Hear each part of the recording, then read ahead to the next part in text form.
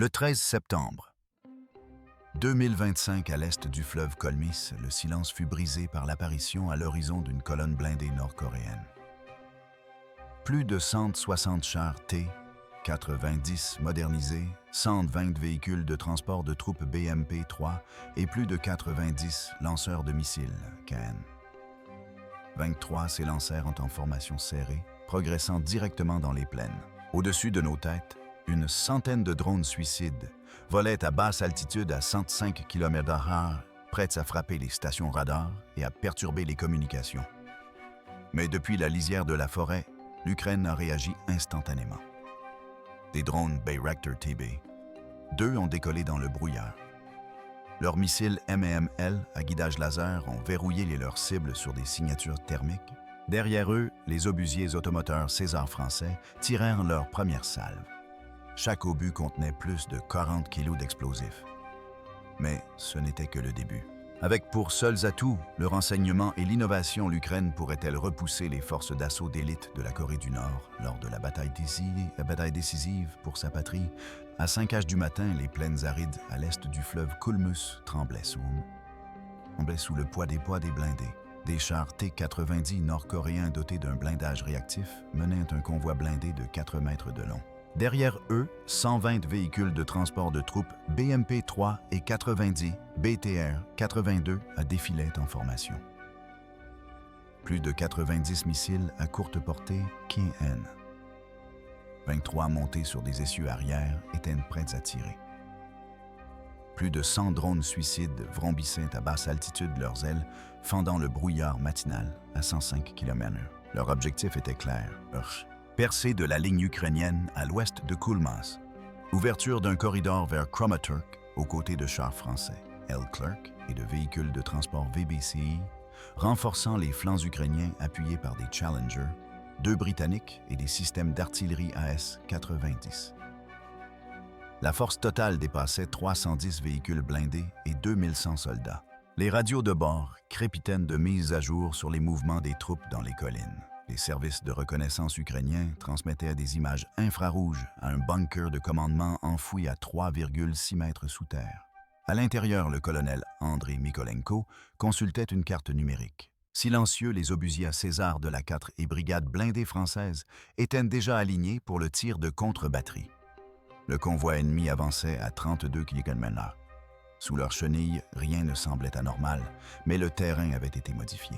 Pendant 14 nuits, les sapeurs militaires ont délimité les zones de destruction, puis les ont recouvertes de paille et de terre meuble à 5 h 38 du matin. La première vibration a été enregistrée par des capteurs sismiques installés 2 semaines plus tôt. La colonne nord-coréenne se trouvait alors à moins de 5 km de la zone de destruction alpha. Le colonel Mikolenko fit signe aux équipes de drones de première ligne. Des drones Bayraktar TB. 2 ont décollé de position dissimulée et se sont élevés à 457 mètres d'altitude, transmettant leurs signatures thermiques au centre de commandement. Le convoi a progressé à 35 km/h sans se douter de rien. Les unités de guerre électroniques ukrainiennes ont commencé à brouiller les signaux GPS. Les drones suicides en tête de formation ont dévié de leur trajectoire. Certains ont percuté des bâtiments vides, d'autres ont plongé en spirale dans les champs. L'élément de commandement français, stationné près de la ville de Klachka, recevait des informations en temps réel.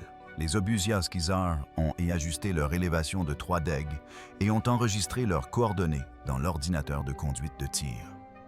À proximité, les équipages britanniques et des AS-90 chargeaient des obus explosifs et synchronisaient leurs séquences de tir. Les unités d'artillerie ukrainiennes ont armé leurs systèmes automoteurs 2S, 22 Bodana et ont pointé leurs canons vers la crête. À 5 h 44, la première rangée de chars T-90 a pénétré dans le périmètre extérieur. Le sol en contrebas avait été soigneusement préparé.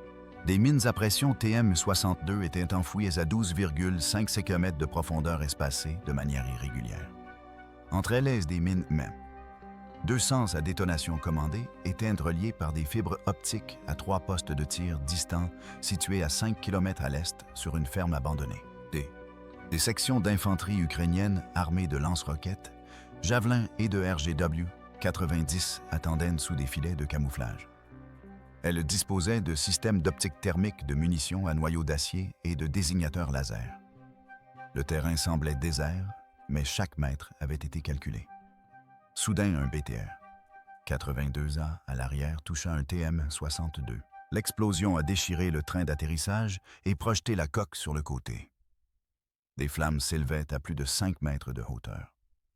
L'onde de choc a plié les arbres environnants et brisé les vitres d'une école située à près d'1 kilomètre.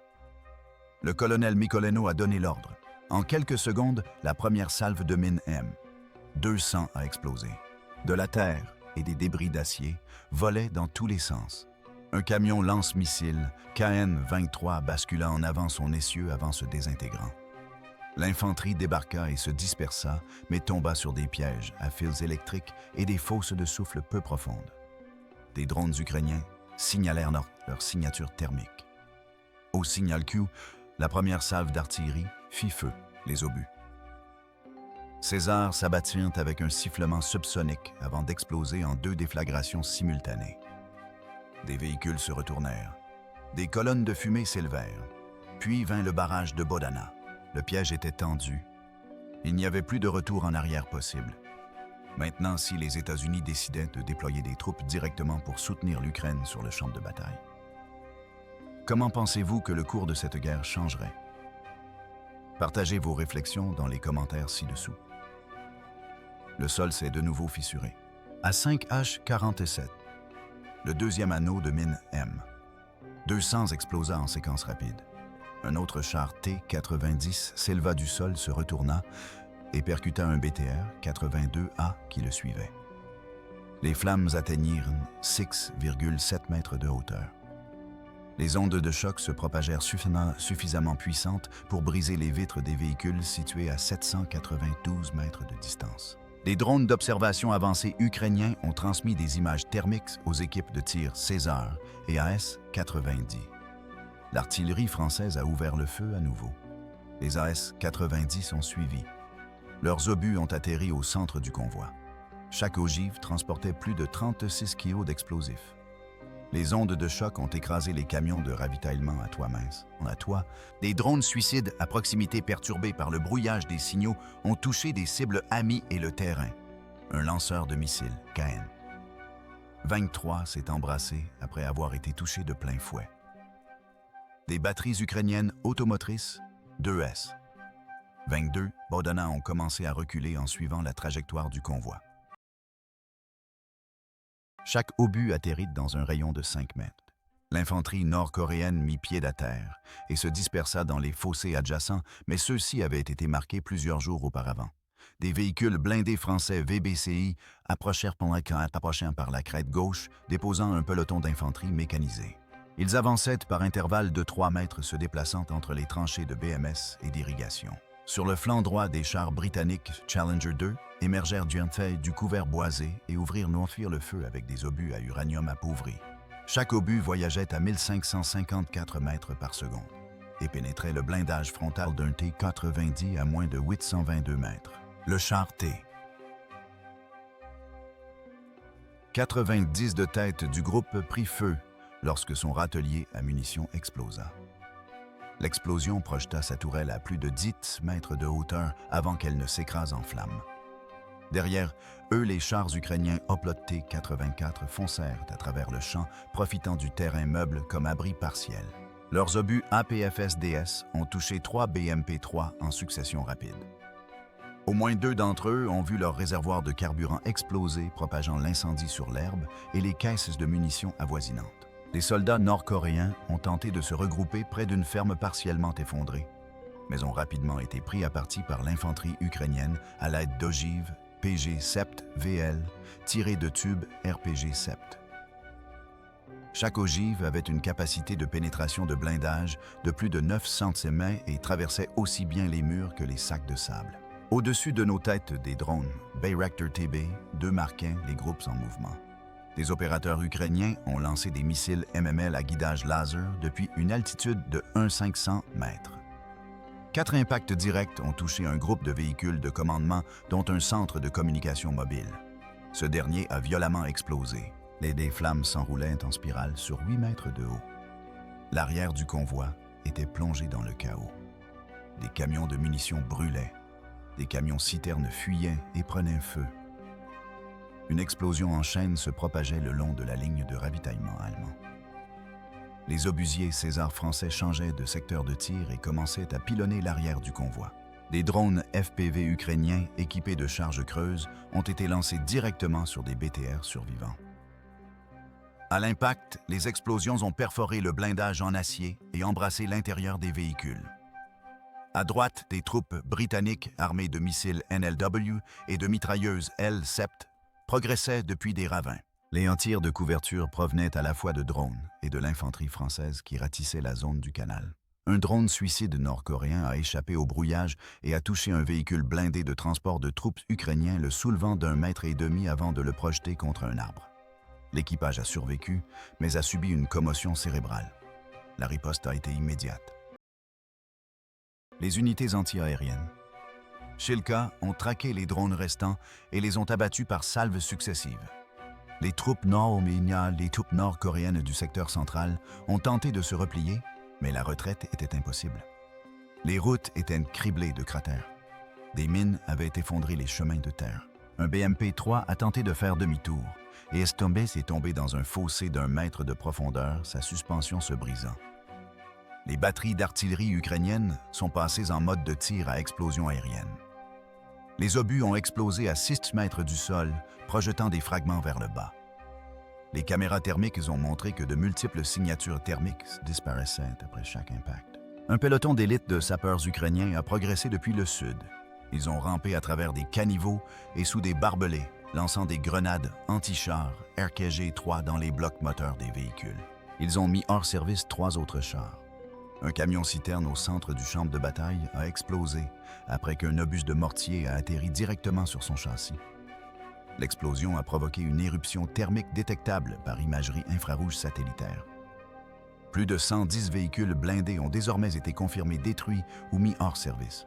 La fumée s'étendait sur plus de 3 km en terrain découvert.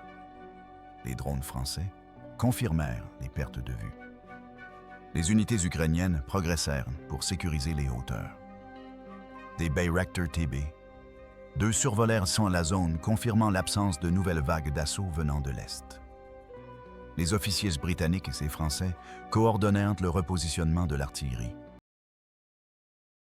Les secouristes ukrainiens ont commencé à extraire les soldats nord-coréens blessés des décombres en flammes. Les tirs de fusil se sont tus. Les explosions se sont éloignées.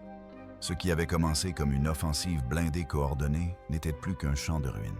À 7H46, des images de drones ont capturé un véhicule de commandement nord-coréen enseveli sous des débris près d'une grange effondrée.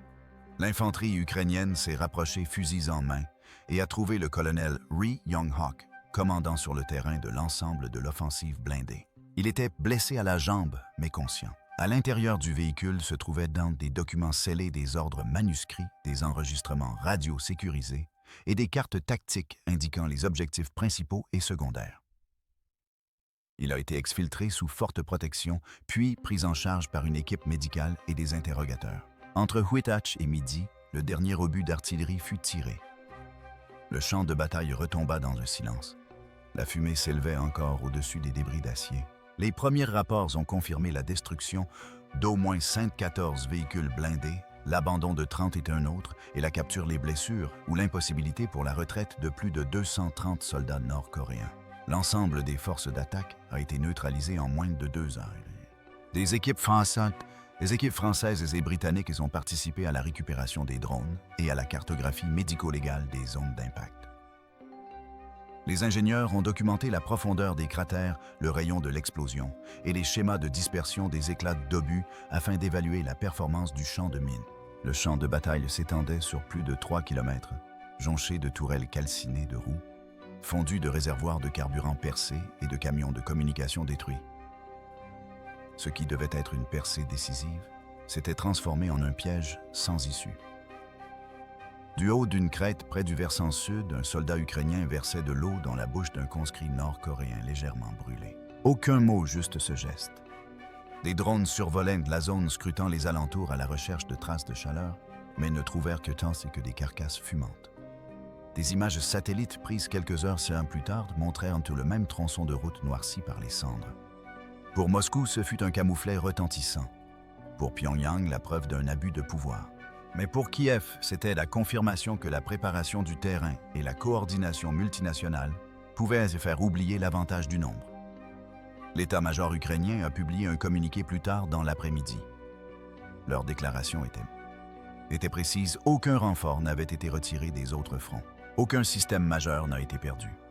Aucune force amie n'a été surdéployée. Ce fut une victoire tactique nette. Les responsables français ont noté que l'artillerie César a atteint 87% des cibles désignées avec une marge moyenne de 3,35 mètres. Les Challenger, 2 Britanniques, ont enregistré 5 destructions de chars confirmées sans aucune pénétration de blindage. Le message était clair grâce à une coordination occidentale et à une défense à plusieurs niveaux, même une offensive mécanisée de grande envergure pouvait être déjouée par une planification intelligente. Que se passe-t-il lorsque la force brute se heurte à la précision? Combien de temps les assaillants peuvent-ils progresser alors que chaque terrain est potentiellement miné?